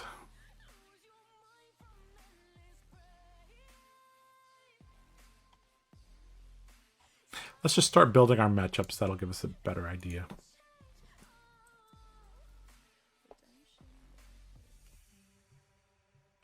Okay, against Icelander, we would run Home of the Sharp Eye, Gloves, Robe, Raiden, Snapdragons. We would need to bring in our Steel Hands. E-Strikes would be nice. Spit would be nice. Razor Reflex would also be nice. Snatch would be nice. Extra Valiant Thrust would be nice. Bolting Blade would be nice. Steel Hand would be nice. E-Pot would be nice. Valiant Thrust would be nice. Whisper would be nice. That's so many cards. I really feel like this card may not be the right choice here. Like, it only is useful against Aether Ice Vein. And we would have to, like, sit on that in Arsenal, and that's, like... I don't know. How many charge cards do we have right now? 9, 18, 21... 30, 33. We actually have more charge cards than I thought. 33. It's actually more than we need. We can cut 3. Yellow Engulfing Light? Or the Express Lightning?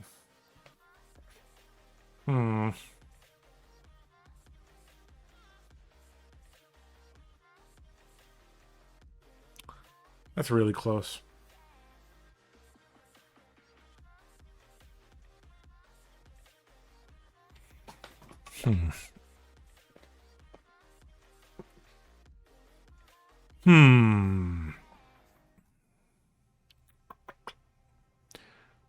It's been a while since I haven't run Rainbow of these. But I think that might be the cut. The Yellow Engulfing Light. That maintains our blue count.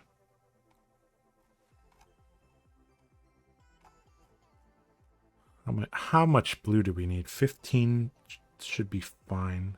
15 is 1 every hand on average. We may not need... Okay, yeah. Let's just cut the Engulfing Light Yellow. Alright, where are you, Engulfing Light Yellow?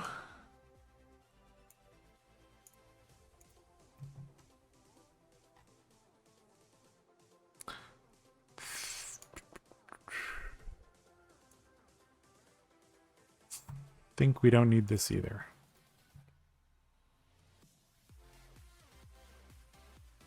And ooh. Let's go to 1 yellow. Courageous Steel Hand.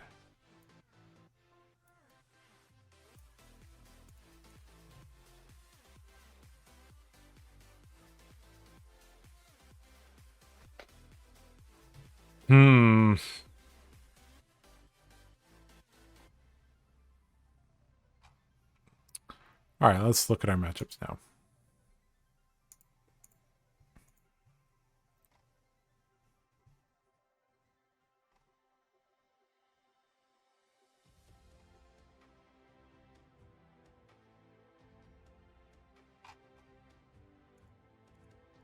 65. That's still too many.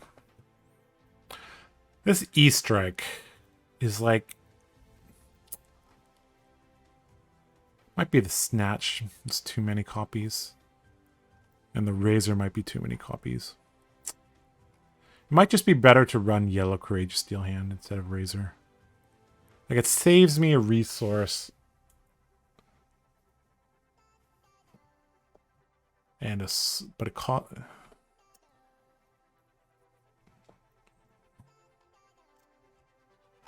Maybe one Razor is enough. They'll just put that into their head that I have it.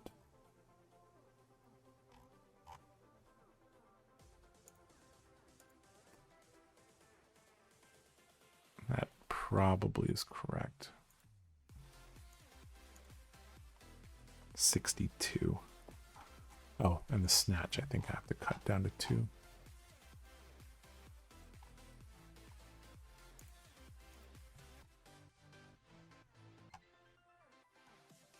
Okay.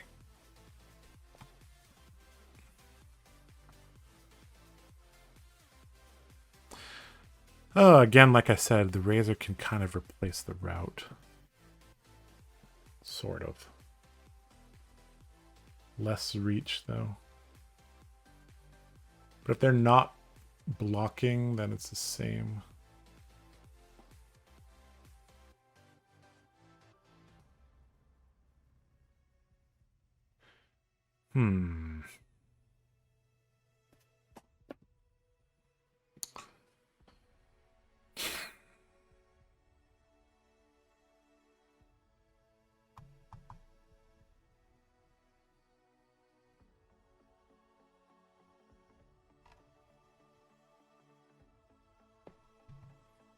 Do we need a Tunic? We're only running it against Lexi. Can we run Courage of Bladehold against Lexi? Does that make sense? We're basically going to get a Frostbite every single turn anyways against... Every single time we want to have a big turn against Lexi, we're going to have a Frostbite. So the Tunic... that means we have to pitch for things anyways. And generally, we don't need 3 resources to do our turn. So we actually might not even need our Tunic. That might be it. As odd as it sounds. Alright. We got to 80. Let's see if our matchups look correct now. We're at 59 against Icelander. Huh.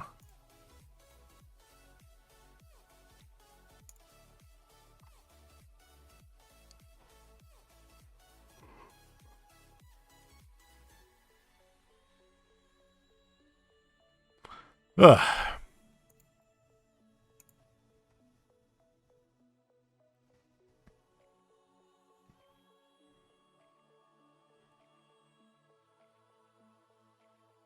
Is this card good against Icelander? Let's see. Let's think.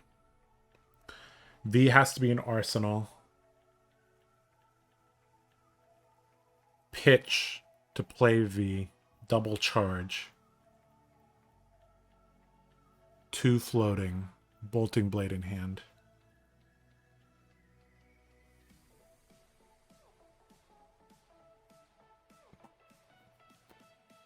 So, if they give us 1 Frostbite, that's okay. If they give us 2, that's also okay.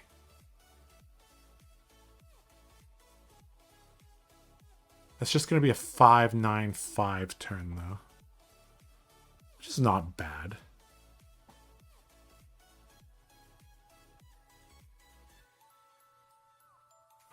Probably is good enough.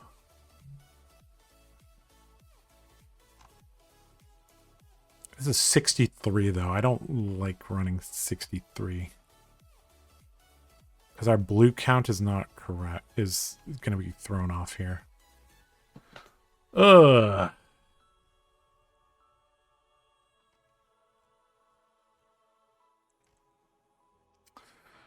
Ugh.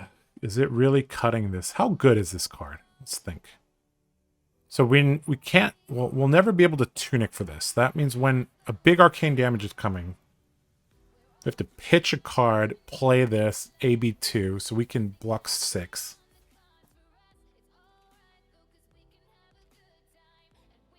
It's only useful against Aether Ice Vein.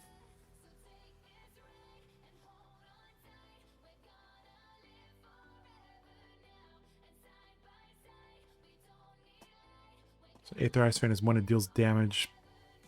This card or pay 2.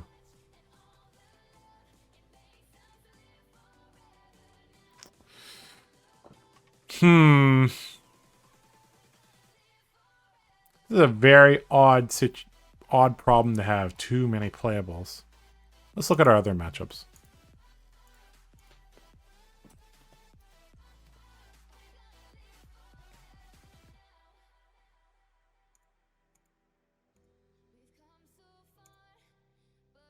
So again, we run 4 armor here against them.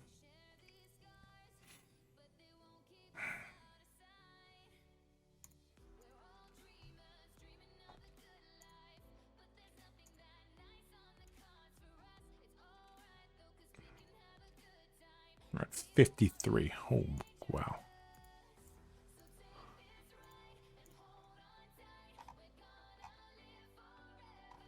Okay. Oh, it says here. Okay.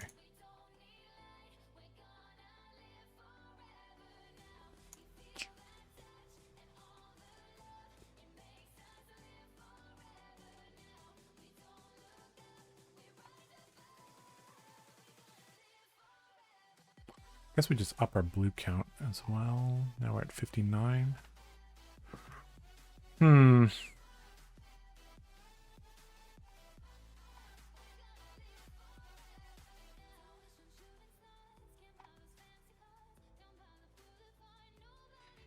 One more Valiant Thrust might be it here. Yeah. Okay. So this matchup looks not too bad here. +3. Okay. We'll take it. Okay. 5, Briar, Ketsu, Viserai, Rinthia, Boltyn, Reiner, Levia. Can't even type anymore.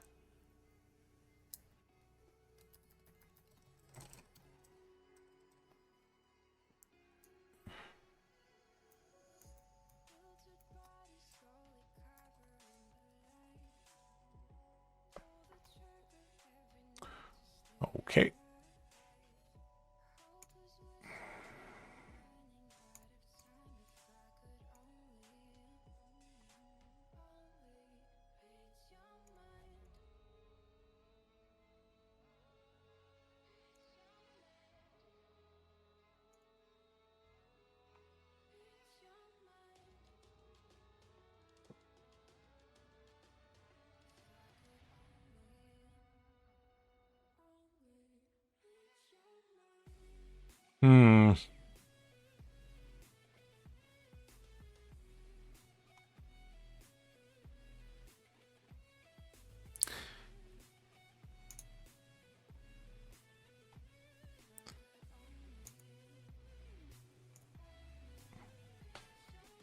Unfortunately, we have to add some 2 blocks now.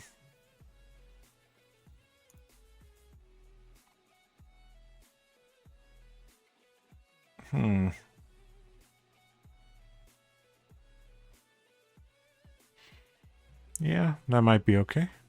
Okay.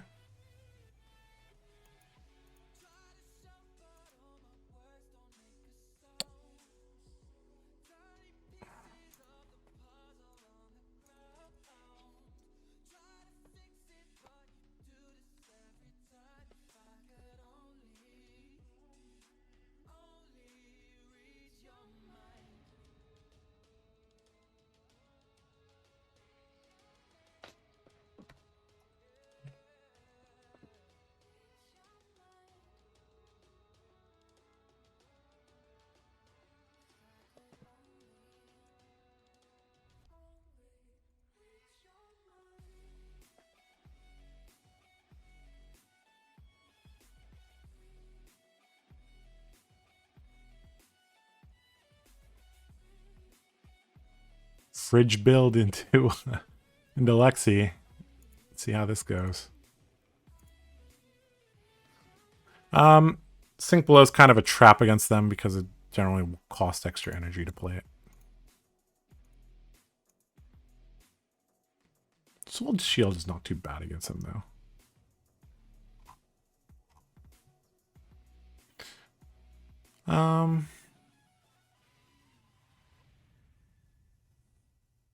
Do we want to E-Pot against Lexi? I don't think we do.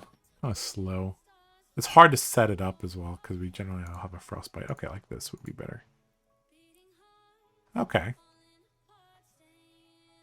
We've got a solid 60 here.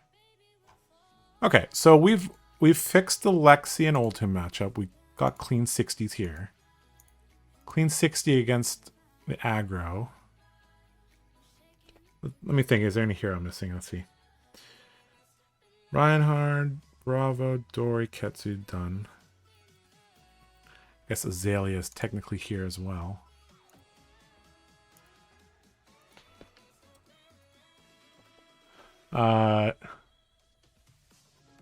Kano is here.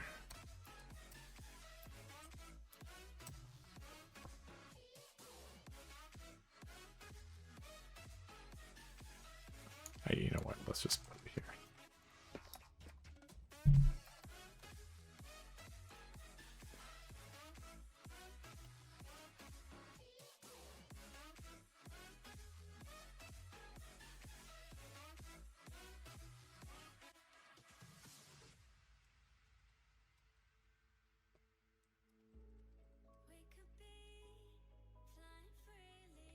Okay. Reinhardt, Dory, Ketsu, Bravo. Done.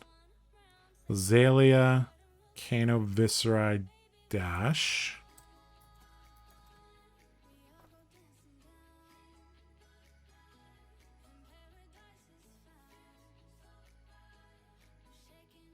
Okay. Levi, Boltyn.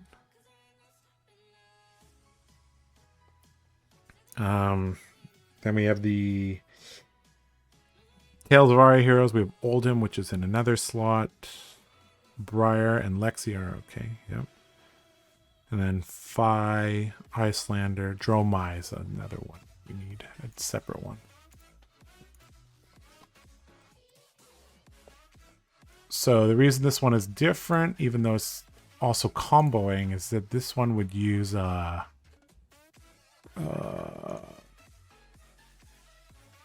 E-Pots. So Soul Shield. We want our poppers, obviously.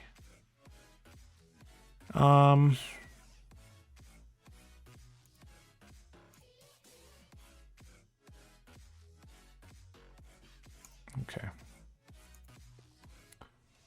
Sink Below, Route, E-Strike, Steel Hand. We're getting close. So the other ones ran Valiant Thrust. So, okay. So basically it's the same thing except we're switching E-Pot for Valiant Thrust.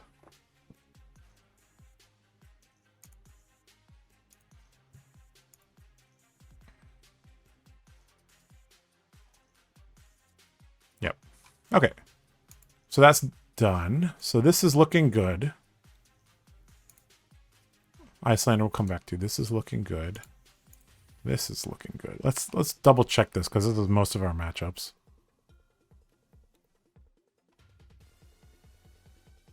So we're running quite a we're running a few extra 2 blocks, but I guess that's just how it has to be. I mean, I guess if we have a 2 block, we'll just charge it. So it's, yeah. Steel Hand plus E-Strike does give us a more dynamic post-combo game, which is going to be interesting. Okay, I do like that. That looks solid. Oldhim. Oh. Do we want more cards?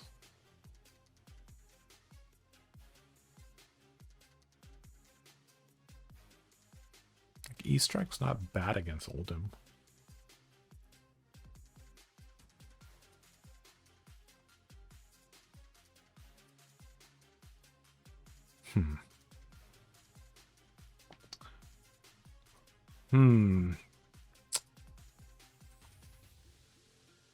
Like, E-Strike gets the job done against these, but...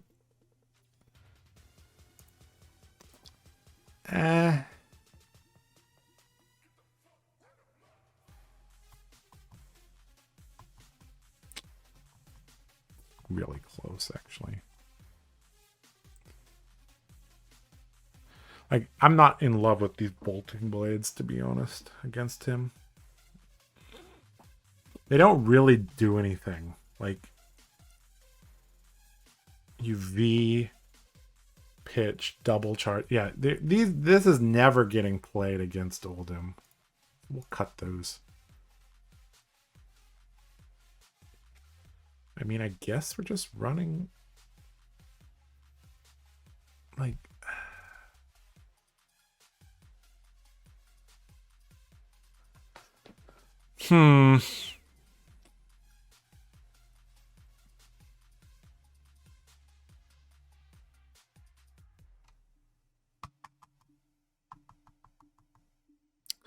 This is quite tough. Like, this blocks for 3, though, which is nice. The E-Strike might just be more powerful.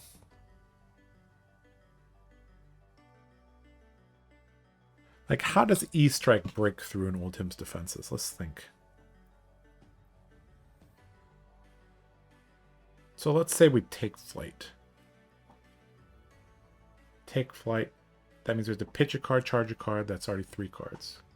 So then E-Strike would be our other 2 cards. So it's like, it's not even easy then. Like, if they ice react our E-Strike, like...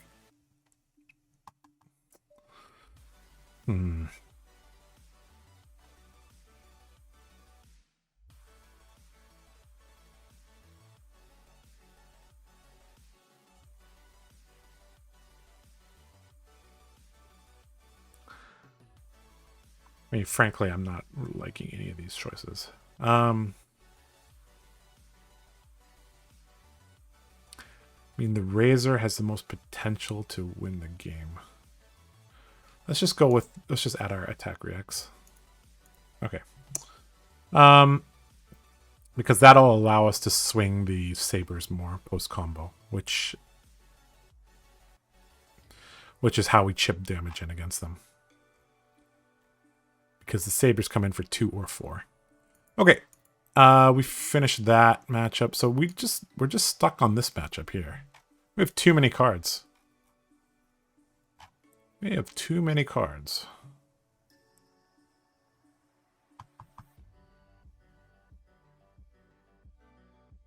Is this card good? I think we determined that it was okay. Do we just play 63 against them? Generally, that's not the correct answer.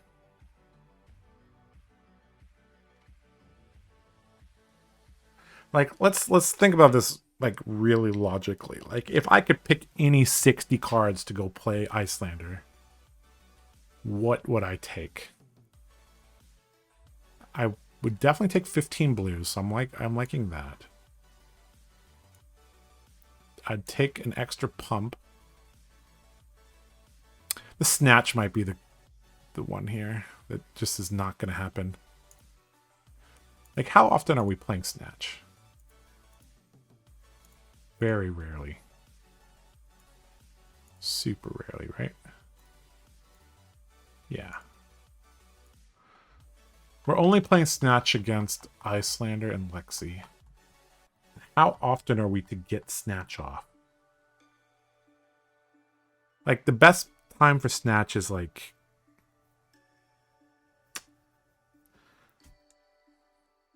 I think it's decent, but...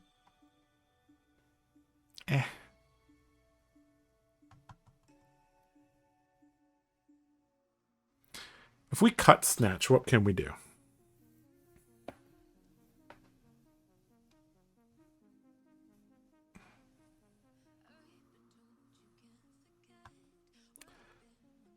Oh, this is much tougher than the Dory one, because in Dory you have a core and you're just adding a couple cards. Here you're like switching between vastly different strategies.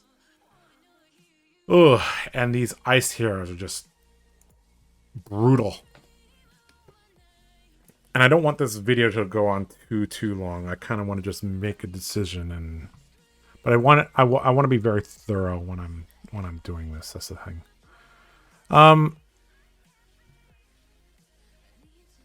Okay. We're going to go and kind of cheat here. Let's go look at my other list. So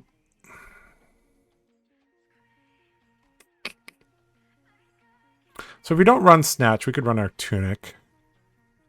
Might be better.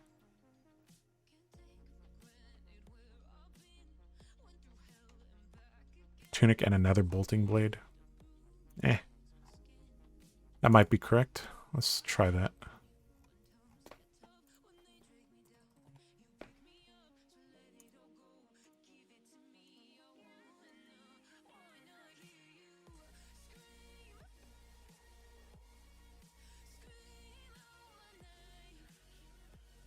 All right. Let's take a look here. Okay. So against Jeremiah, that means we can have extra Bolting Blades. Which means we don't need...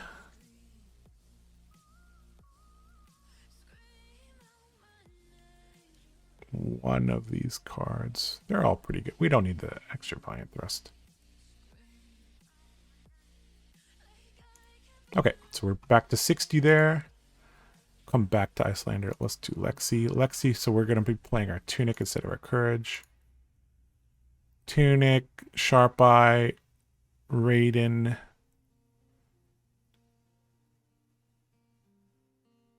Gallantry Gold, yep.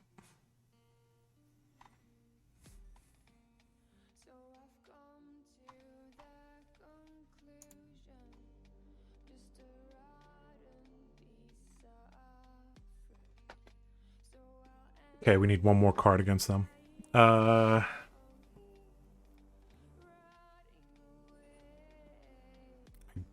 guess we add the E-Pot here. Route is not bad either.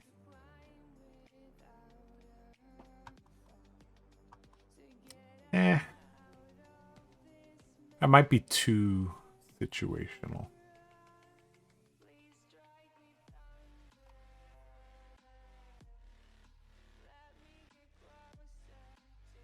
Let's add the E-Pot. Okay. So that's fixed. Jeremiah's fixed. Lexi's fixed. Room Blades.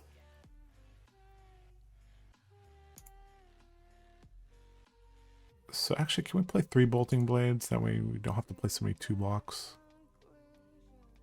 Yeah, we can go down on one of those. Yep. Okay, so we only have 2 steel hands, but that should be enough to end the game. Then Old him.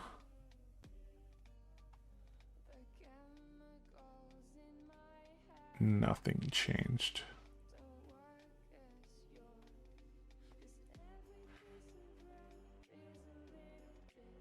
Okay. And then Icelander.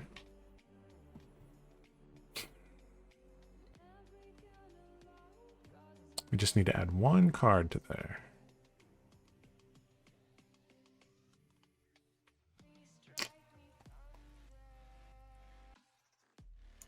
Guess we just add 1 Bolting Blade.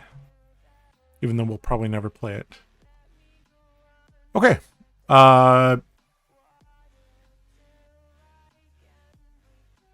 Yeah. This looks good. Let's refresh here. Just make sure there's no bugs. Okay. Quickly take a look here.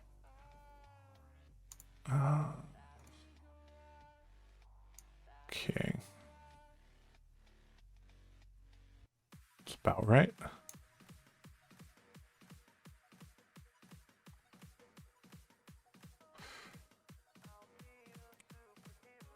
$15 feels like just the right amount, I think.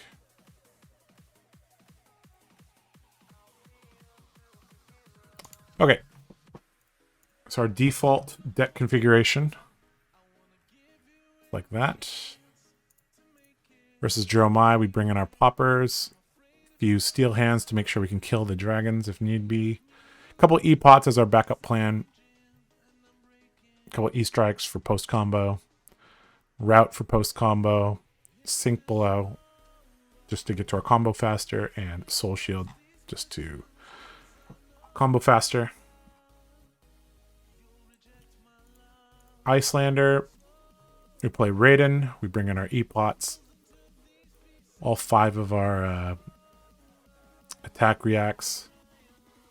Some Oasis Respite to take the tempo from them when they try to, you know, fuse a Aether Ice Vein against us. We just up our blue count in general. Against Lexi, again, we bring in our attack reacts. This time we'll play Soul Shield. And, yep, again, upping our blue count a bit. And, yep, playing a couple of the heavier hitters here. Against most of the matchups, this is what we're doing. We're bringing in all of our 3 blocks. We add a couple of attack reacts to help end the game. Our D reacts here. And, yep, just try to win with the sabers. And finally, Old Him. We bring in our potions. We bring in our attack reacts. And we bring in our D reacts. And we try to set up a saber combo against them and finish with the attack reacts. Okay. Yeah, this looks good.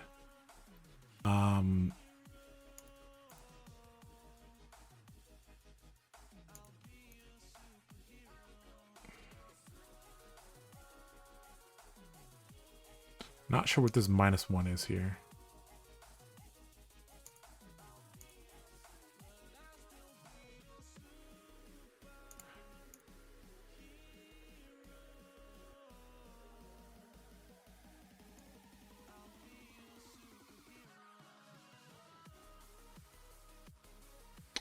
Okay. Yeah. I think that will do it. Here's the final deck list. The core. This is going to be played in all the matchups. Again, we have our Rainbow Bolt, Rainbow Take Flight, and we're running the red and blue of the Engulfing Light. This actually gives us 30 charge cards, which may be a tiny bit lower than what most people are used to, but I think that just allows us to have more of these sideboard cards like E-Strike and Oasis and extra attack reacts. We'll see how this goes. This deck list, I think I've done a pretty good job in accounting for all the matchups here. Again, I think the Icelander and Oldhim matchups are going to be pretty tough, but I think it might. I think you have a good shot. I've always felt like against Oldhim, at least, like the combo deck was not too bad. But this Icelander matchup, I really have to test if this deck list, if this kind of this is not a full power Raiden list. Like, it just does not have a lot of the cards I was talking about during the deck construction. But we'll see if this deck list gets the job done. It does have the potential to be quite explosive. And I think it really comes down to how we utilize Helm of the Sharp Eye and Via the Vanguard. We just have to make sure that these two line up really nicely. And just, you know, use things like Oasis just to deny any big turn from them. We have 5, I guess, plus Beacon of Victory. We have 8 pumps here, so we're like 43% to see one of them. So like 4 out of 10 hands will be able to go. So if they don't have a lot of disruption, 40% of our turns should be pretty effective against them. I guess we'll see how this performs. Yeah. All right. Again, the deck list will be in the description if you want to play it. Have fun with it. I'll be testing and tuning this list as well as the Dorinthia list for Worlds. And yeah, if you guys got any comments or questions, just leave them in the comment section below, and I will answer them. Yeah, if you've watched all the way to here, I hope that you've learned something and you've enjoyed the process. So yeah. All right, that's all that I got. I'm out. See ya.